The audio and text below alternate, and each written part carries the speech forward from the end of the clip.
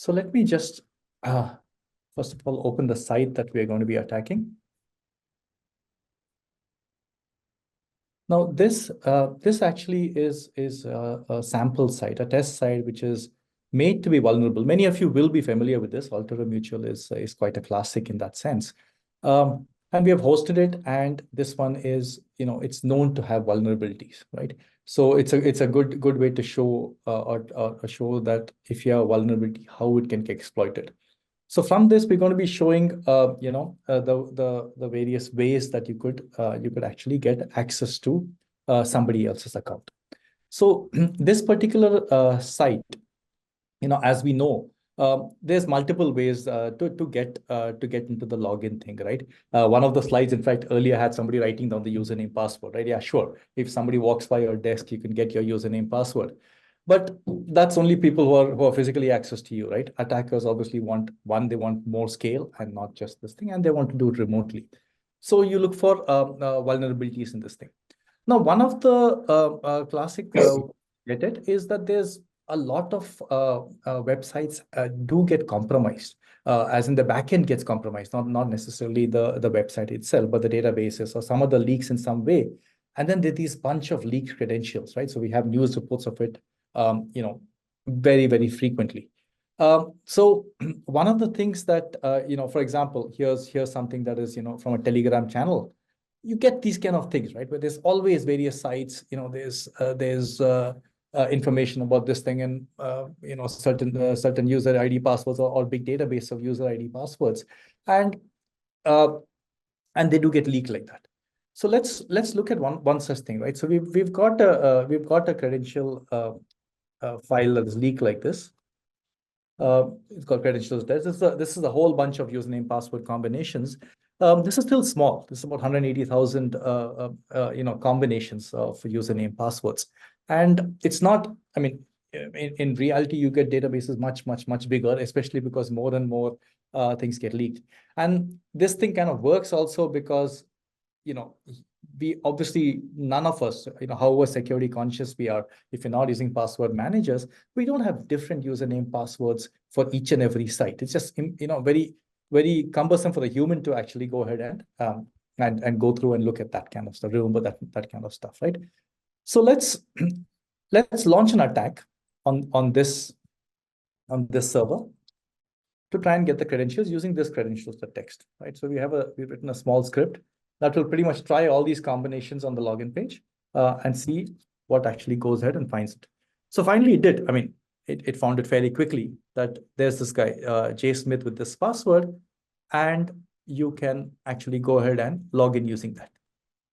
So you do Jay Smith, and sure enough, the password is,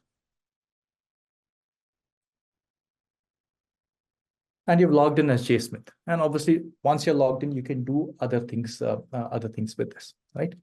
Now, what are the other ways that you can get it? Yeah, sure.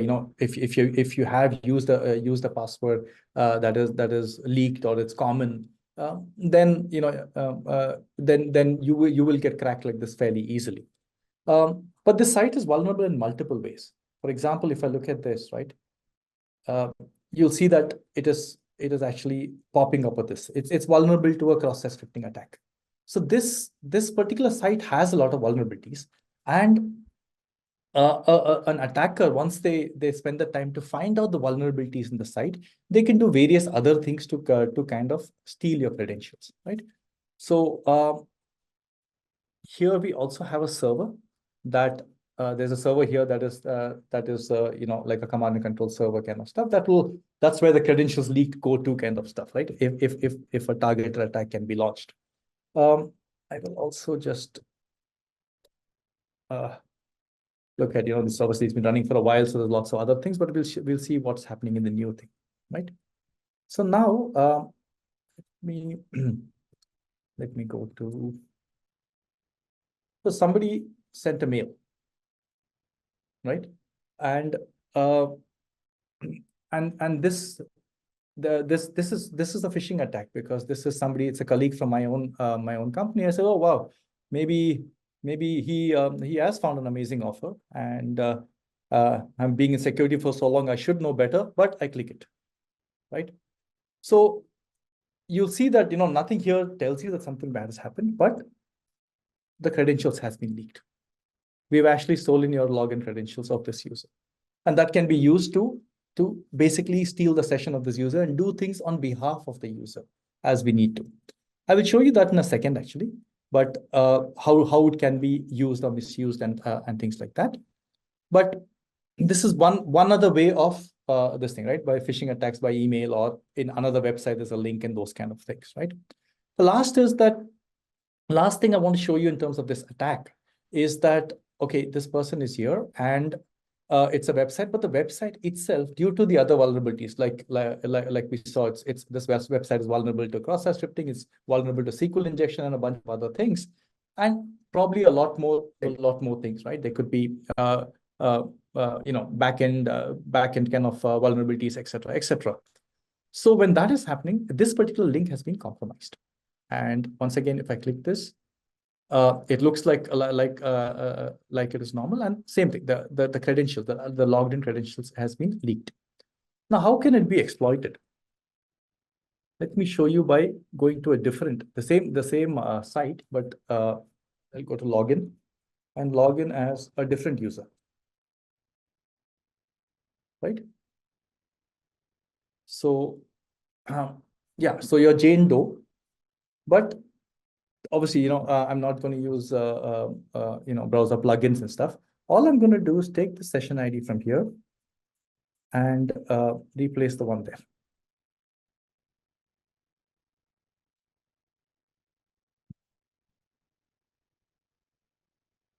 Right. And then when I go to this thing, if you go back here and see, now suddenly I'm John Smith. And I can take any action on behalf of John Smith, like transferring funds, etc., etc., etc. So this thing is actually taken over. In the first thing that we showed, it's a password. That's probably even worse because you can log in whenever you can. This particular thing is only for a running session, but as soon as you get it, you have that window of time where the session is active. Typically, it's it's sometimes very, very long, right? Depending on the site.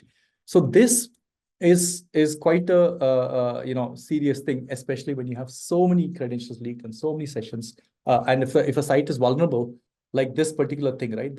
In this case, this link could have been there for for days, weeks, months, and you don't know how many people have clicked on it until something actually happens and gets reported and escalated. Nobody even knows that these kind of things have happened.